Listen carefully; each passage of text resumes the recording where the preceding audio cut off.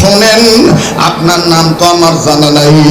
রাসূল সাল্লাল্লাহু আলাইহি সাল্লাম যখন আমি নবীজির হাত ধরলাম, নবীজির হাতটা আমি ছাড়তেই চাই না। আমার নবী ডাক দিয়ে বলেন, যুবক তুমি আমার হাতটা ছাড়তে চাও না কেন? আমি যুবক রুটিওয়ালা তখন বলছিলাম, ইয়া রাসূলুল্লাহ, তওবাকারীর ঘরে আপনি আছেন, আপনার আমি পাইছি। নবী গো, হাশরের ময়দানে আপনার হাত ধরে আপনার সাথে জান্নাতে যেতে চাই। আমার নবী তখন বললেন, যুবক যদি আমার সাথে হাশরের ময়দানে জান্নাতে যেতে যাও হাত ধরিয়া, তাইলে দুনিয়ার জমিনে যারা আদম থেকে ঈসা পর্যন্ত, আমি মুহাম্মদ পর্যন্ত, যারা আমাদের ওয়ারিস ওয়ারাসাতুল আম্বিয়া হক্কানি আলেমের হাত ধরিও। হুজুর আমি তখন নবীকে বললাম, ইয়া রাসূলুল্লাহ, একজন এরকম বুজুর্গ আলেমের নাম আপনি বলেন না। হুজুর জানেননি, স্বপ্নের মাধ্যমে আমার নবী আমার হাতটা ধরিয়া বলছে, জামানার মধ্যে যুগ শ্রেষ্ঠ হাদিস বিশারদ আমার ওয়ারিস ওয়ারাসাতুল আম্বিয়া, তার নাম হলো ইমাম আহমদ ইবনে হাম্বল। ওর হাতে হাত রাখিয়া সুন্নত মোতাবেক জিন্দেগি পার করলেই হাশরের ময়দানে আমি নবীর হাত ধরিয়া জান্নাতে যাইতে পারবা।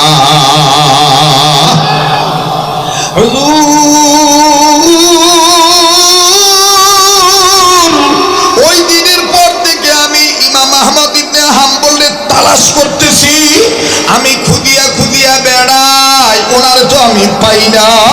হুজুর এই জন্য আমার মনের মধ্যে দুঃখ হইল, আমি দুইটা জিনিস পাইছি, একটা সম্পদ এখনো পাই নাই, বাকি জীবন আলেমের সোহবতে থাকিয়ে যে আমি কাটাবো, এই ইমাম আহমদ ইবনে হাম্বল এখনো পাই নাই। একটু খেয়াল করছেন নি বাজান, আগুন তাপাইতেছেন কে? বলেন না, আগুন তাপাইতেছেন কে? ইমাম আহমদ ইবনে হাম্বল। কথা বলতেছেন যুবক যার সাথে, তার নাম কি? ইমাম আহমদ ইবনে হাম্বল। ইমাম আহমদ ইবনে হাম্বল বললেন, যুবক নবীজিকে কি তুমি জিজ্ঞাসা করো নাই? নবীজিকে কি তুমি জিজ্ঞাসা করো নাই? নবীজি ইমাম আহমদ ইবনে হাম্বলকে তালাশ করিয়া পামু কেমনে? যদি পাইয়াই যাই তারে সিনার আলামত কি? যুবক বলে, হুজুর আমি কি বসিয়া রইছি?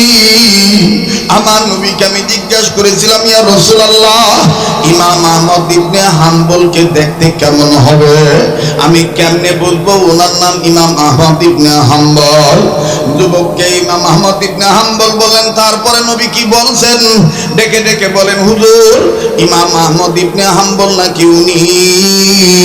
নবীজি বলছেন, একমাত্র ইমাম আহমদ ইবনে হাম্বলই জানেন হাশরের ময়দানে কয়জন নারী হাসতে হাসতে জান্নাতে যাবে। আর কি আলামত বলে আরো নমুনা হুজুর বলছেন, ইমাম আহমদ ইবনে হাম্বলের হাতের সাথে হাত লাগানোর পর ওই হাত যদি আমি নাকের কাছে নেই, নবীজির শরীর মোবারক থেকে, নবীজির হাত মোবারক থেকে আমি যেরকম জান্নাতি খুশবু মিশক আম্বরের গ্রান পাই, ইমাম আহমদ ইবনে হাম্বলের হাত ধরলে নাকি ওই গ্রান পাওয়া যাবে। আল্লাহু আকবার। ইমাম আহমদ ইবনে হাম্বল ডাক দিয়া বলেন, আল্লাহ। এখন আর যুবকের সামনে কোনো কথা বলে না, নিজে নিজেই কান্দে আর ডাক দিয়ে বলে, আল্লাহ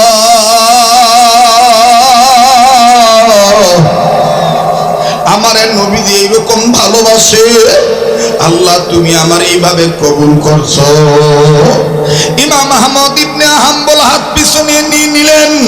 যুবক ডাক দিয়ে কয়, হুজুর আপনি কাঁদেন কেন? বুঝে আসলো না কি কারণে আপনি কাঁদতেছেন, আমার বুঝে আসলো না। ইমাম আহমদ ইবনে হাম্বল ডাক দিয়ে বলেন, যুবক তোমার সমস্যা কি? বলে, হুজুর আবার দেখতে পাইলাম আপনি হাত পিছনে নিলেন, আমার তো এখন সন্দেহ হয় নবীজি যেই নাকের কথা বলছেন, যে চেহারার বর্ণনা দিছে, আপনার চেহারার মধ্যে কেমন জানি ওই রকম মুহাম্মাদি নূর দেখা যায়। আল্লাহু আকবার। হুজুর আপনি হাতটা কেন পিছনে নিলেন? ইমাম আহমদ ইবনে হাম্বল ডাক দিয়ে বলে, যুবক আমি লম্বা করব না তোমার সাথে, আমার নাম আমি পরে বলবো। নাম বলার মাধ্যমে যদি আনানিয়াত প্রকাশ পায়, আমার আল্লাহ আমার থেকেই সম্পদ কারিয়াও নিয়ে যাইতে পারে। বাজান রে, আজকে যারা আমরা নামের পাগল, আমাদের বড়রা বলেন নাম দিয়া দরকার নাই, কামের দরকার।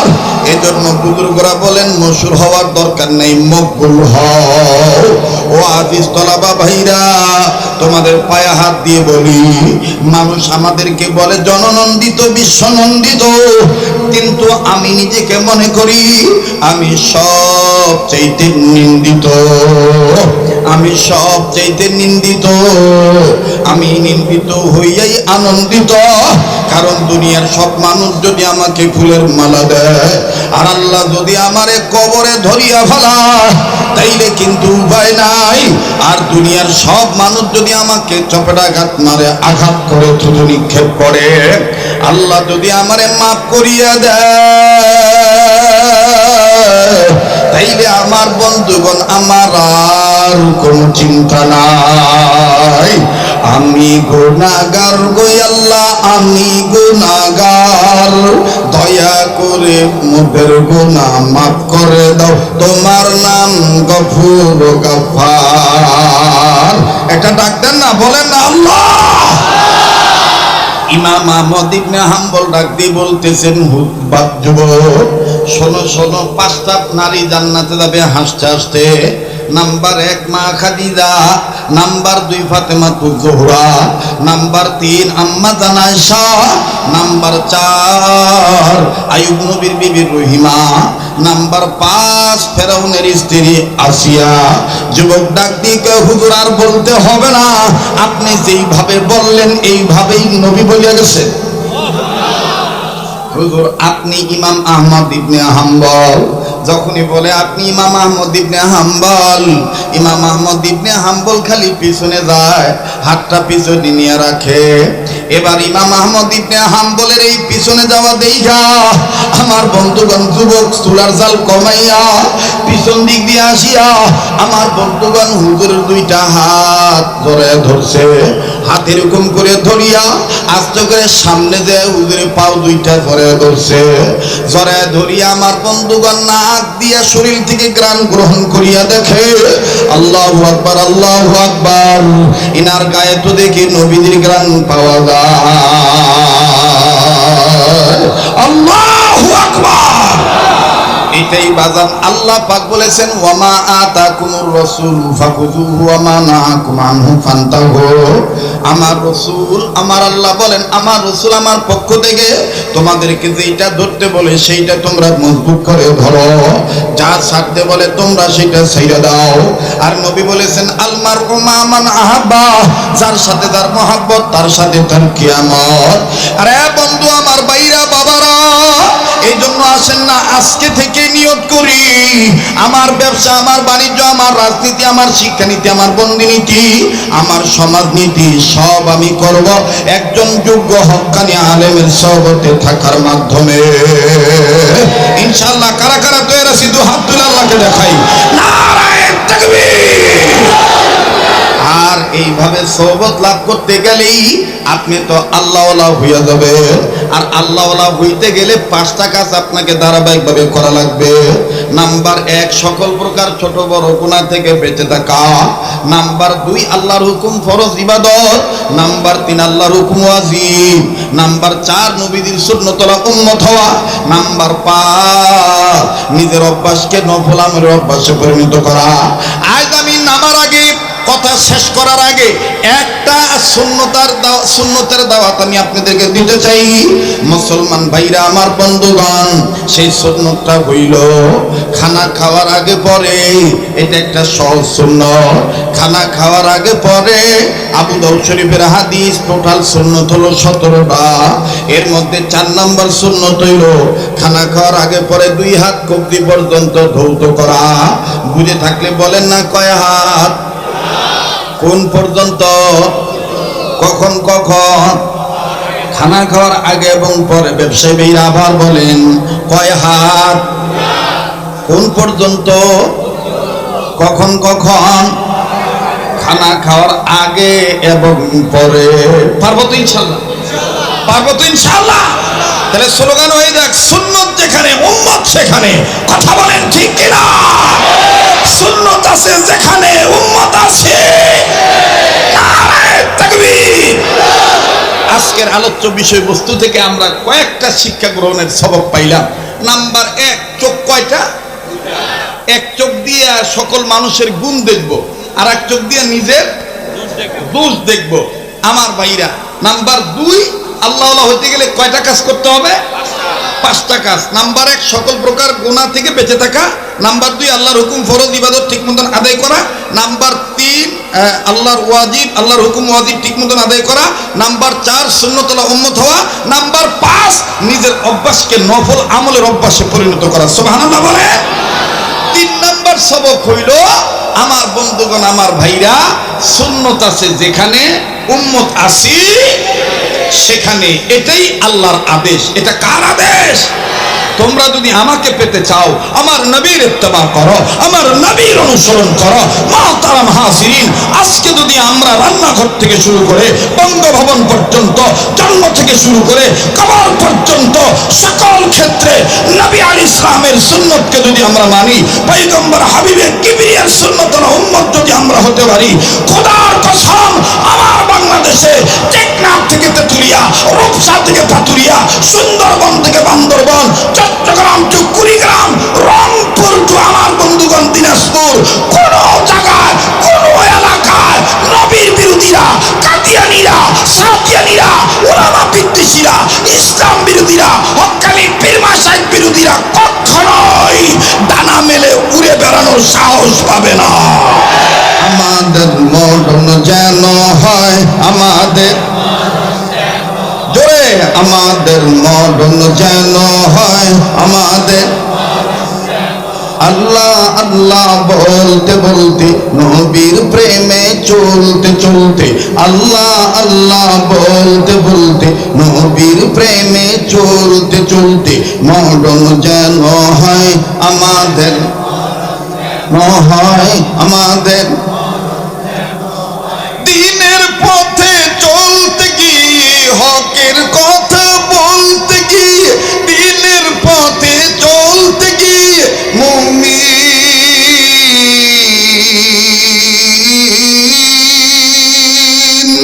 মরণ কালে কালমা যেন নসিব হয়। আমাদের মরণ যেন হয় আমাদের, মাশাআল্লাহ, আমাদের মরণ যেন হয়। ওরে সুন্নতের পথে চলতে যাইয়া আসবে হামলা, হবে মামলা, আসবে হামলা, আসবে হামলা, হবে মামলা, করব না তো আর কোনদিন আমলাকে ভয়। আমাদের মরণ যেন হয় আমাদের, মাশাআল্লাহ, আমাদের মরণ যেন হয় আমাদের।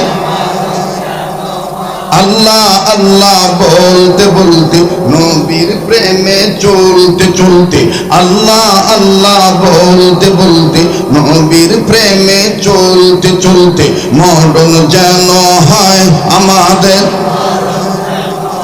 নারায়ে তাকবীর, নারায়ে তাকবীর। কোরআন হাদিস যেখানে, আলেম ওলামা যেখানে, নারায়ে তাকবীর। মাশাআল্লাহ। কষ্ট হলো? আল্লাহর হুকুম মতে, নবীর তরিকা মতে আমরা হালাল পথ ধরবো, হারাম পথ ছেড়ে দেব। কথা বলেন ঠিক কিনা? যদি নিজেদের পক্ষ থেকে কোনো ভুল হয়ে থাকে, তাইলে আমরা মাপ চাবো কার কাছে? তওবা করবো কার কাছে? মুসলমান ভাইরা, আমার বন্ধুগণ, তওবাকারীর দাম আছে না নাই? আবার বলেন, আছে না নাই? হাকিমুল উম্মত মুজাদ্দিদুল মিল্লাত মাওলানা আশরাফ আলী থানভী রাহমাতুল্লাহি আলাইহি লেখেন, আল্লাহর কোন বান্দা বান্দি যদি 5টা কাজ ধারাবাহিকভাবে করে, রব তাদেরকে আল্লাহ ওয়ালা বানায় দেয়। তারা আল্লাহ ওয়ালা হইতে পারে। কথা বলেন, কয়টা কাজ? আবার বলেন কয়টা কাজ? 5 কাজ ধারাবাহিকভাবে করবে যারা, আল্লাহ পাকের ওলি হবে তারা, আল্লাহর মাহবুব বান্দা, আল্লাহ ওয়ালা হবেন তারা। বাজানো এই 5 কাজের মধ্যে নাম্বার 1 হলো সকল প্রকার গুনাহ থেকে বেঁচে থাকা। নাম্বার 2 হলো আল্লাহর হুকুম ফরজ ইবাদত ঠিক মতন আদায় করা। নাম্বার 3 আল্লাহর হুকুম ওয়াজিবগুলো ঠিক মতন আদায় করা। নাম্বার 4 নবীজির সুন্নতলা উম্মত হওয়া। নাম্বার 5 নিজের অভ্যাসকে, আমার বন্ধুগণ, নিজের অভ্যাসকে নফল আমলের অভ্যাসে পরিণত করা। এই 5 কাজ ধারাবাহিকভাবে করবে যারা, আল্লাহ রাব্বুল আলামিনের গোলামগণ বলেন, হক্কানি রব্বানি উলামায়ে কেরামগণ কিতাবের মধ্যে লেখে, ওয়া মা আতাকুমুর রাসূল ফাখুযুহু ওয়া মা নাহাকুম আনহু ফান্তাহু। আল্লাহ রাব্বুল আলামিনের হুকুম মতে, নবীর তরিকা মতে যারা এই কাজগুলি করবে, এই 5টা কাজ ঠিক মতন আদায় করবে। আর যাত্রাবাড়ির সকল আড়তদারের বাইরা, ছোট বড় ব্যবসায়ীরা খুব খেয়াল করে শুনবেন। এই মাহফিল দেওয়া হয়েছে ব্যবসার ক্ষেত্রে, যখন আমি আল্লাহকে যেন মনে রাখি, ব্যবসা করার সময় যেন আমি দুনিয়া ডুবে পড়ে না যাই, ব্যবসায়ী হয়ে যেন আমি আল্লাহকে ভুলে না যাই। আমি মূল ব্যবসা করব আল্লাহর সাথে, মূল ব্যবসা করব নবীজির প্রেমের সাথে।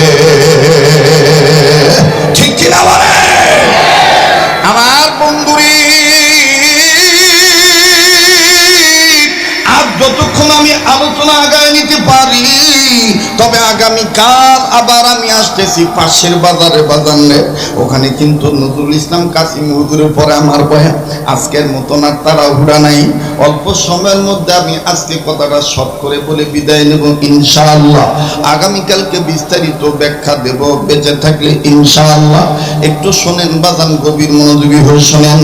আল্লাহ পাকের কাছে মাপ চাইলে আল্লাহ দাম বাড়ায় না কমায় দেয়? বলেন বাড়ে না কমে? ওরে মাবুদের কাছে, মাওলার কাছে যদি মাপ চান, আমার আল্লাহ এত খুশি হইয়া যায়।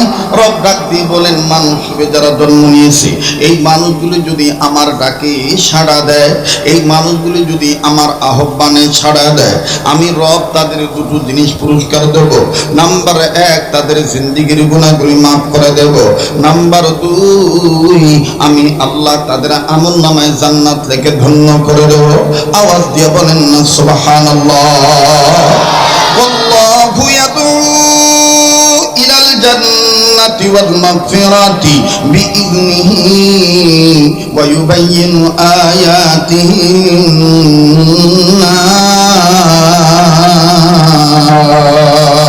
লিন-নাস। রব বলেন, মানুষ রূপে যারা জন্ম নিল, এই মানুষগুলি যদি আমার ডাকে সাড়া দেয়, আমার নবীর ডাকে সাড়া দেয়, যদি সুন্নতের পথের প্রতীক হয়ে যায়, যদি হকের পক্ষে চলে আসে, আমি আল্লাহ তাদের জীবনের গুনাহ মাফ করে দেব। আমল নামায় আমি আল্লাহ জান্নাত থেকে ধন্য করে দেব।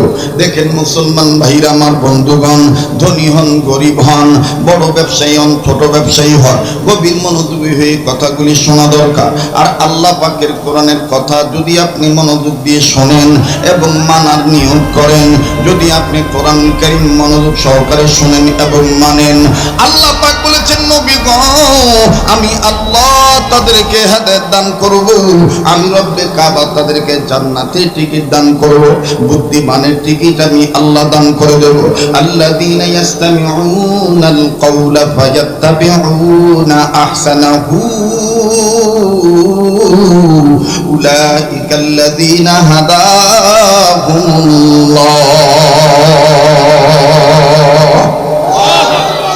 বন্ধুর এই প্রসঙ্গে আমি ছোট্ট একটা ঘটনা আপনাদেরকে শোনাই। উম্মতের ওলামায়ে কেরামগণ এখানে বসে আছেন, এমন ওলামায়ে কেরাম আছেন যাদের পাদুকা, তাদের জুতা টানার যোগ্যতা আমার নাই। অবাদান তাদের ছাত্র হইতে পারলে নিজেকে ধন্য মনে করতাম। আমার বন্ধুগণ হাজারো, আমার ভাইরা অনেক আজিজ তলবে এখানে আছে, যারা এলেম তলব করার উদ্দেশ্যে বড় মাদ্রাসা ছোট মাদ্রাসা আছে, আশেপাশে ছোট বড় এদারায় আমার বন্ধুগণ সময় দিতেছে। এই ছাত্র ভাইরাও জানেন এবং আমার বন্ধুগণ ওলামায়ে কেরামগণ জানেন, এই জমিনের উপরে আসমানের নিচে যত বড় বড় আইম্মায়ে মুস্তাহিদগণ ছিলেন, তার মধ্যে একজন ছিলেন, নাম আমরা শুনেছি, আমরা যেই মাযহাব মানি, আমরা যাকে আমার বন্ধুগণ আমরা যেই মাযহাব মানি, এই মাযহাবের ইমামে আজম আবু হানিফা রাহমাতুল্লাহি আলাইহি। আরো নাম আমরা শুনেছি ইমাম মালিক রাহমাতুল্লাহি আলাইহি। আরো নাম আমি আপনি জেনেছি, পড়েছি, আমার বন্ধুগণ জ্ঞান অর্জন করেছি, শুনেছি, নামটি হলো ইমাম শাফি রাহমাতুল্লাহি আলাইহি। আরো নাম শুনেছি বন্ধু, যিনি স্বপ্নের মাধ্যমে আল্লাহ রাব্বুল আমিনকে দেখেছেন। আওয়াজ দিয়া বলেন না সুবহানাল্লাহ। আমার বন্ধুগণ নবীকে হাজার হাজার